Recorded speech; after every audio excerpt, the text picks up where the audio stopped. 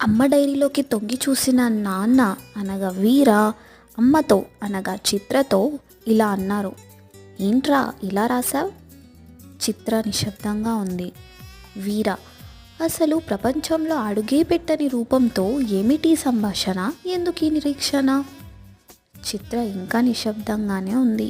అప్పుడు వీర ఇలా అన్నాడు. నీ మౌనాన్ని ఎలా అర్థం చేసుకోను? 4 ఏళ్ల గతంలో ఆగిపోయావనుకోనా? పిచ్చి ప్రేమనుకోనా? మతిస్థిమితం కోల్పోయావనుకోనా? ఇది విన్న చిత్ర వెంటనే ఇలా అంది. ఎలా అనుకున్నా ఏమనుకున్నా ఆ రోజును నేను మరువలేకున్నా. తూచా తప్పకుండా తను ఆడపిల్లేనని చెబుతున్నా.